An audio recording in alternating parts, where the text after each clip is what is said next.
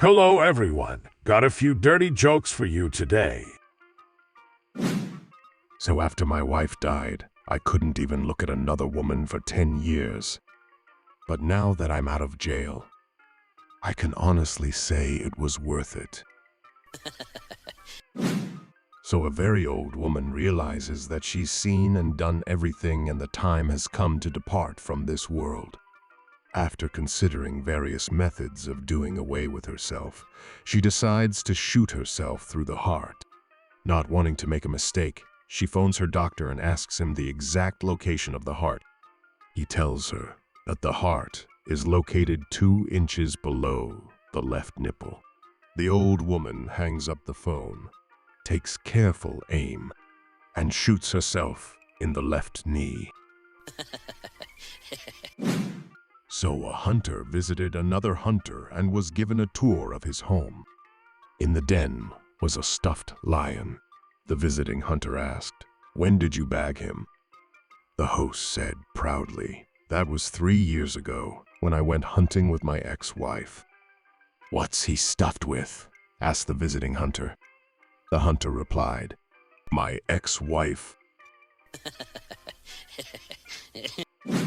So in order to help jumpstart the US economy, the government has announced that this year they will stop focusing on illegal aliens and begin the deportation of retired people. It's predicted that this will not only help lower health care entitlement costs, but it turns out that retirees are much easier to catch. Plus, they rarely can remember how to get back home. So a pretty lady is standing on the side of a bridge, looking over it and thinking about jumping off. A homeless alcoholic man comes up to her as he was walking nearby. The lady notices the man coming and says, "Go away. There's nothing you can say to me to change my mind. You cannot help me." "Well, if you're going to jump anyway, why don't we make love? At least I'll enjoy it," says the homeless drunk. "No way. You're disgusting. Go away." The homeless man turns and starts walking away. The lady tells him, "Is that all you were going to say to me? Nothing more? Won't you try to convince me that life is worth living, that I should not jump off?" "Where are you going?" The homeless man replies, "I have to make it down to the bottom. If I hurry, you'll still be warm." So my skydiving instructor would always take the time to answer any of our stupid first-timer questions. One guy asked, "If our chute doesn't open and the reserve doesn't open, how long do we have until we hit the ground?" Our jump master looked at him and answered, "The rest of your life." So a guy was walking to the bar when he saw a girl tied to the railroad tracks. He rushed over, untied her, and one thing led to another. They ended up making love. When he finally got to the bar, his friends asked why he was so late. He grinned and said, "You won't believe it. I found this girl tied to the tracks, saved her, and then we did it in every position you can think of." His buddies were impressed. "Damn, man. Did you get a little head?" He shook his head and said, "Nah, I couldn't find it." So a couple have not been getting along for years. So the husband thinks, "I'll buy my wife a cemetery plot for her birthday." Well, you can imagine her disappointment. The next year, her birthday rolls around again, and this time he doesn't get her anything. She says, "Why didn't you get me a birthday present?" He replies, "You didn't use what I got you last year." So a ship goes out to sea and crashes. 6 people, 1 woman and 5 men, survive and use a safety raft to float to this deserted island. Well, after spending several weeks on the island, they all begin to get really lonely and sexually deprived. So they come to this agreement. All of the men will marry the one woman for a week. So, the first man has her for 1 week. The second man has her for the second week, and so on. Everyone will now be getting some love, and they all agree to it.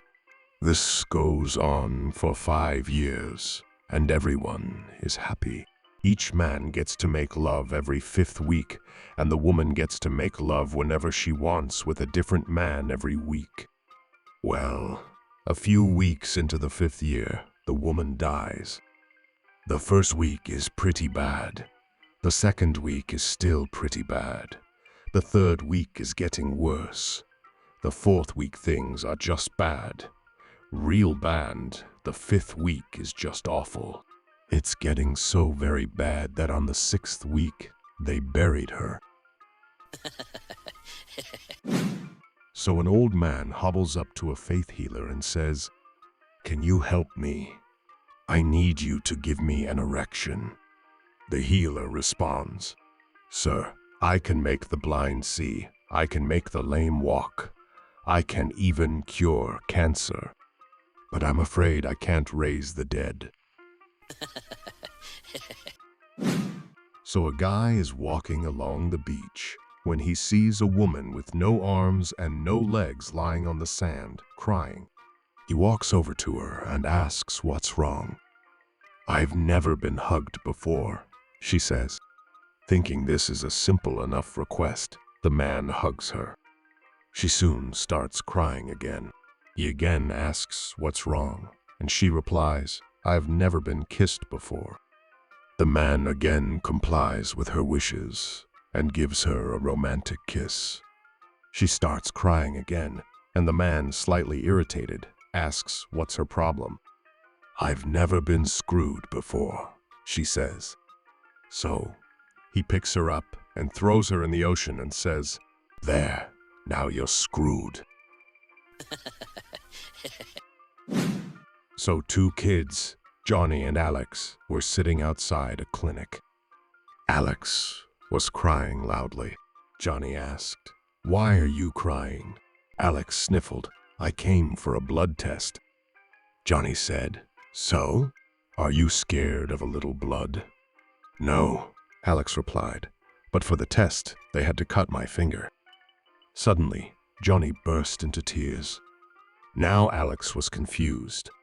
"Why are you crying?" Johnny wailed, "Because I came for a urine test." So a politician died, and a friend went around collecting for a fund for his funeral. A woman was asked to donate $10. $10? She said. "It only takes $10 to bury a politician. Here's 100. Go bury 10 of them." So a businessman was flying on a plane surrounded by hundreds of kids. A lady went and sat down next to him. She asked, "Are these all your kids?" The man replied, "No, I just work at a condom factory. These are all the complaints." So, on the morning of my big job interview, I overslept.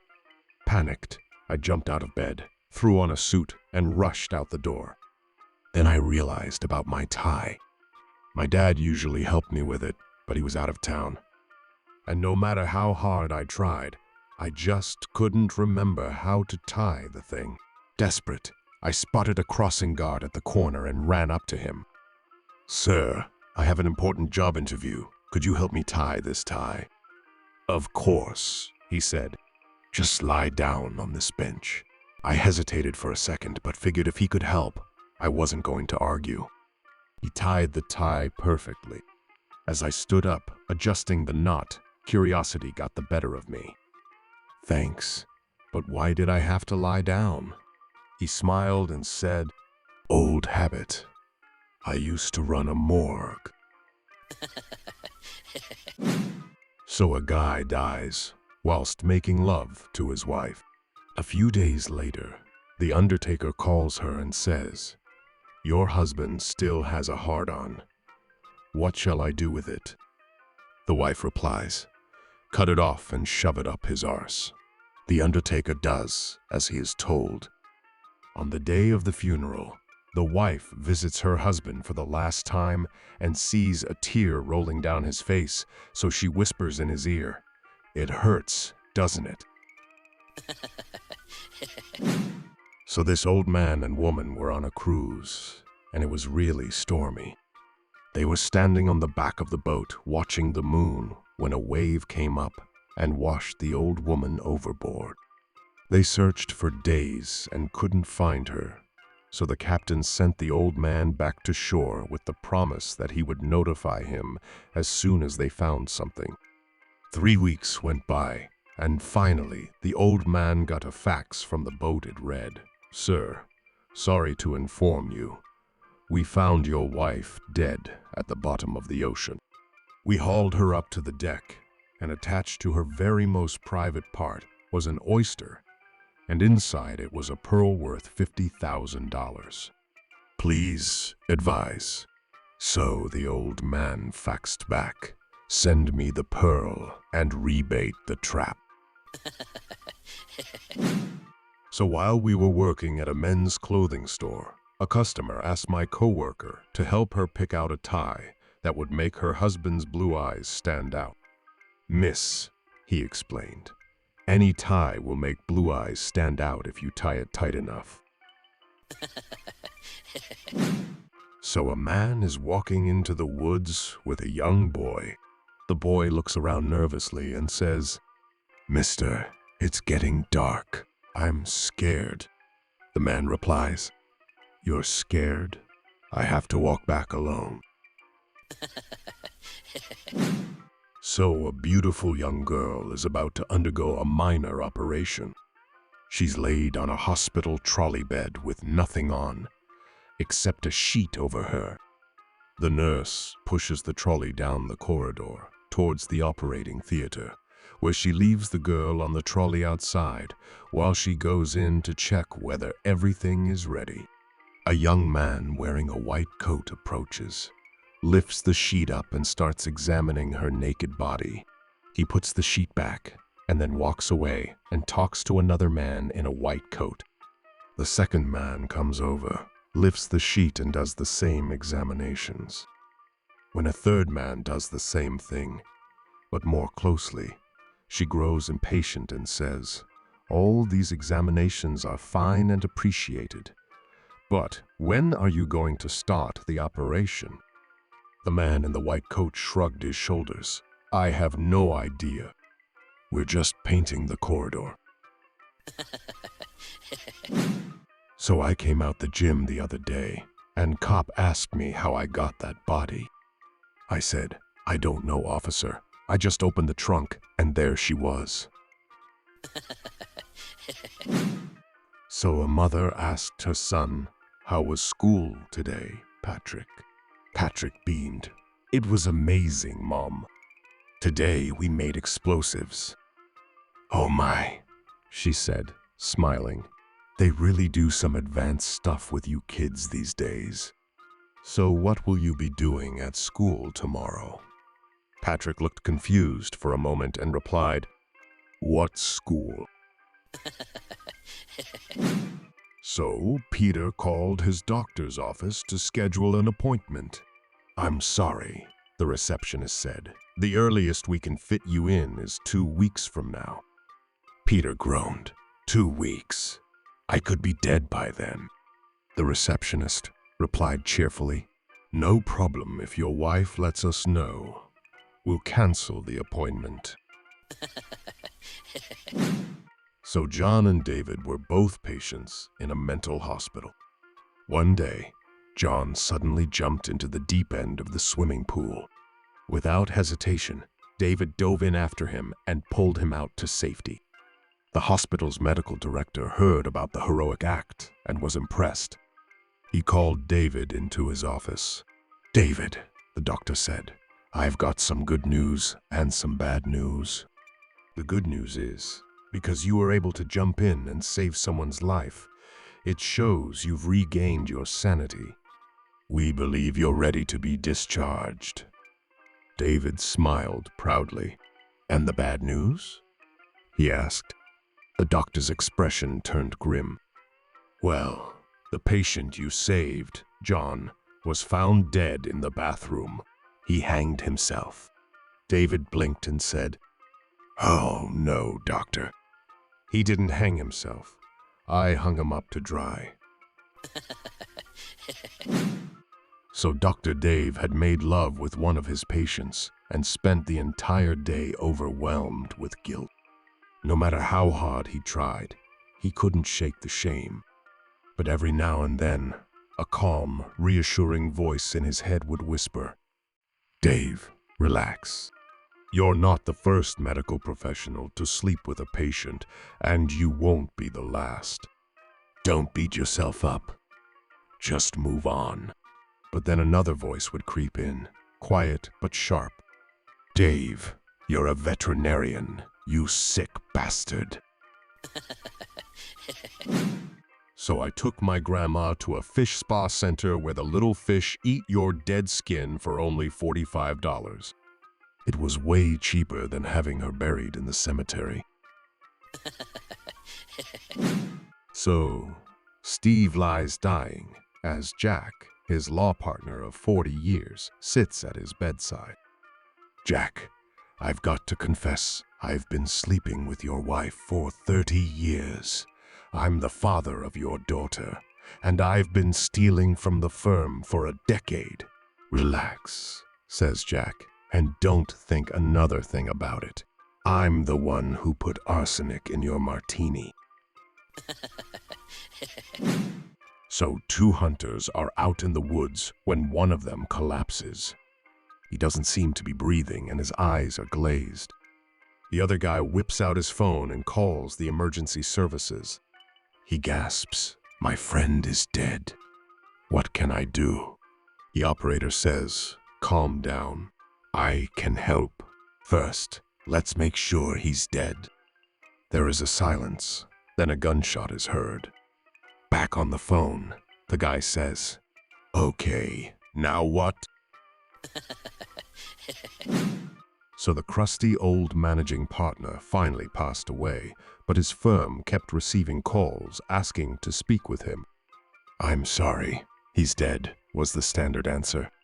Finally, the receptionist who fielded the calls began to realize it was always the same voice, so she asked who it was and why he kept calling. The voice on the other end replied, "I used to be one of his junior associates, and I'd just like to hear you say it." So a priest asks the convicted murderer at the electric chair, "Do you have any last requests?" "Yes," replies the murderer. "Can you please hold my hand?" So late at night, Bob woke up in the hospital aching all over. Tubes were in his nose, wires tracked his vitals, and a kind nurse stood by his side. He realized he'd been in a bad accident. The nurse looked him in the eyes and said gently, "You may not feel anything from the waist down." Bob managed a weak smile and replied, "Well, can I feel your breasts then?" So a nun walked into the bathroom where the Mother Superior was showering. "There is a blind man to see you," she said. "Well, if he is a blind man, then it does not matter if I'm in the shower." "Send him in," the Mother Superior replied. The blind man entered, and the Mother Superior began expressing her gratitude for his help at the convent, talking at length. 10 minutes later, he interrupted, "That's nice and all, but you can put your clothes on now. Where do you want me to put these blinds?" So a funeral service is held for a woman who just passed away. As the pallbearers carry the casket out, they accidentally bump into a wall. They hear a faint moan. They open the casket and find that the woman is actually alive. She lives for 10 more years and then dies. They have another funeral for her. At the end of the service, the pallbearers carry out the casket. As they are walking, the husband cries out, "Watch out for the wall." So a guy wasn't feeling well, so he went to the doctor for a checkup. After running some tests, the doctor came back looking grim. "I'm sorry," the doctor said, "but I have some very bad news. You're seriously ill. You don't have much time left." The man panicked. "Oh no. Doctor, how much time do I have?" The doctor looked him in the eye and said, 10. The man's eyes widened. 10? 10 what? Months, weeks, years. The doctor glanced at his watch.